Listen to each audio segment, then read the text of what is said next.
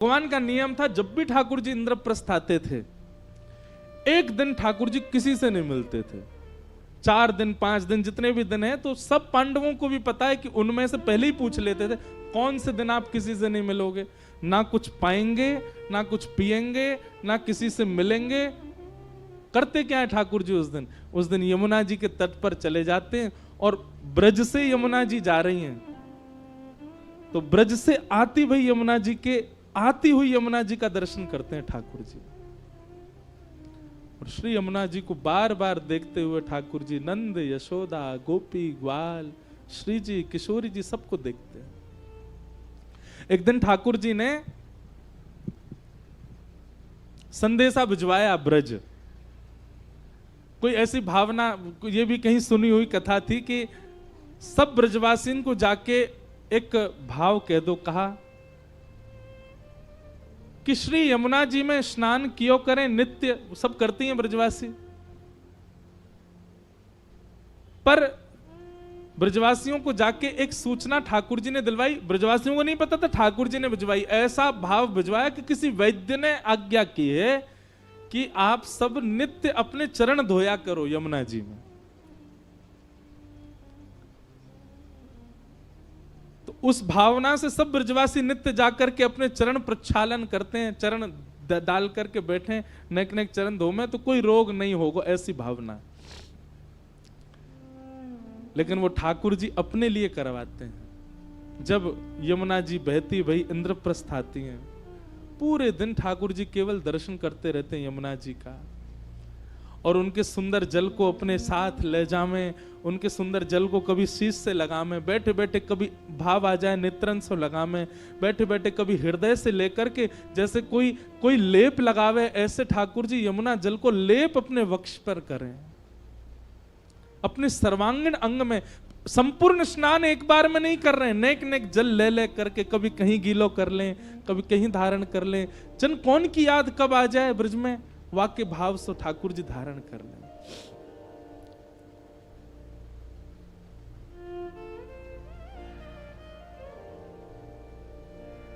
और ठाकुर जी गाते हैं बैठे बैठे यमुना तट पर, राधे राधे करुणामयी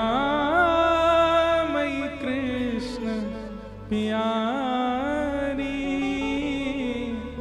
मेरी सुधली जो श्री वृषभानु दुलारी, मेरी सुधली जो श्री वृषभानु दुलारी।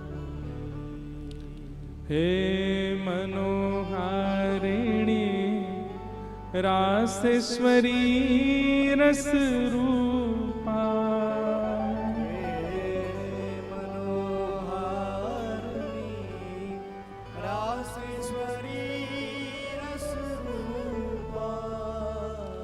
ब्रज विलासिनी ब्रज वासिन ब्रज की भूपा, ब्रज विलासिनी ब्रज वासिन ब्रज की भूपा, ललितादिक सहचरी सर्वज्ञ स्वरूपा, ललिता सहचरी सर्वज्ञ स्वरूपा, मेरी सुधली जो श्री वृषभानु दुलारी,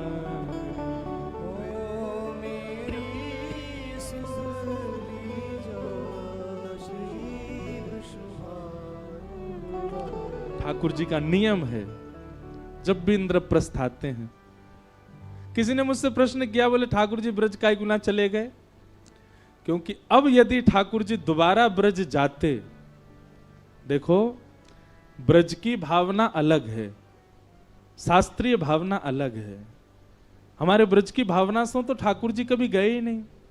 ठाकुर जी सदा ब्रज में ही रहे में।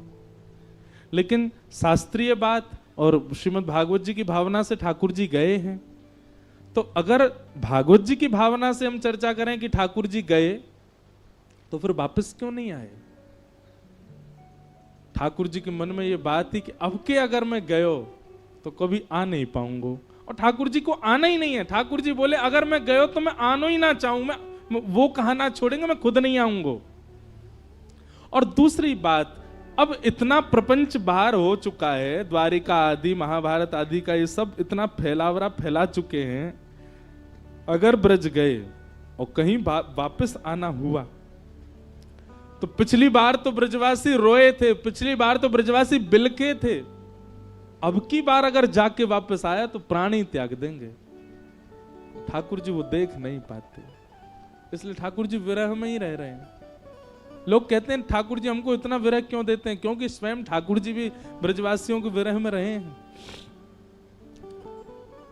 तो नित्य ठाकुर जी का नियम है, यमुना जी पे बैठ जाते हैं और यमुना जी का दर्शन करते हैं।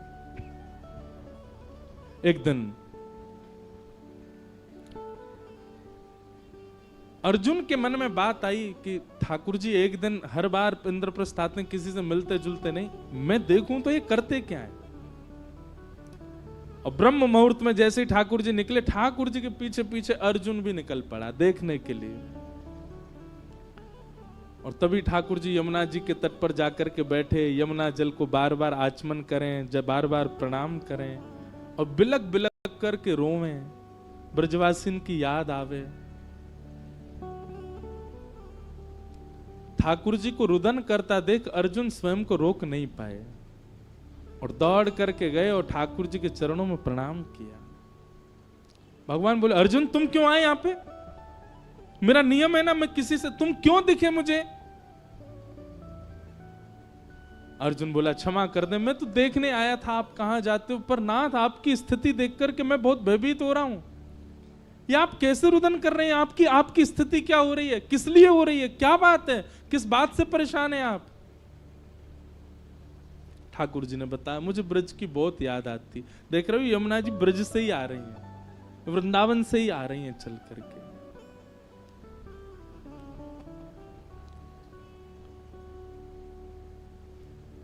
अर्जुन कहते आप नाथ एक बात बताओ, ऐसा क्या है ब्रज में, या ऐसा क्या है ब्रज गोपियों में, या ऐसा क्या है नंद बाबा यशोदा में, जिनके लिए आप इतने व्याकुल होते हो?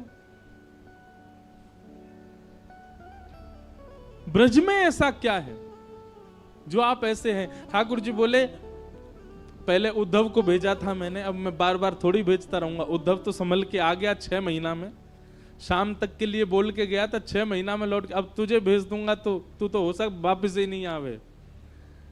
बताने के लिए तो मैं नहीं बता सकता ब्रज का भाव क्या है, लेकिन चल तुझे दर्शन कराता हूं। और ठाकुर जी अर्जुन को लेकर के श्वेत द्वीप पहुंच गए, और श्वेत द्वीप जाकर के ठाकुर जी ने दिखाया एक पर्वत, अद्भुत पर्वत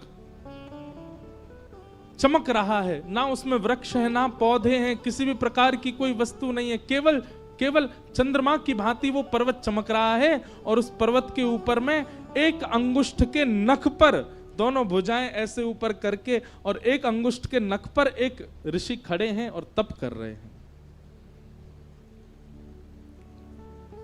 अर्जुन पहुंचे, अर्जुन ने जाकर के कहा हे ब्रह्मण्य, हे ऋषिदेव, आपको बारंबार प्रणाम। उनके नेत्र खुले।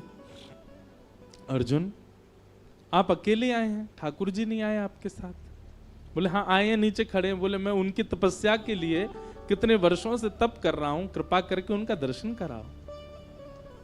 ठाकुर जी सन्मुख आए, ठाकुर जी ने उनको आशीष प्रदान किया। अर्जुन ने पूछा कि आप इसी पर्वत पर खड़े होकर के क्यों कर रहे हैं और आपकी भावना क्या है?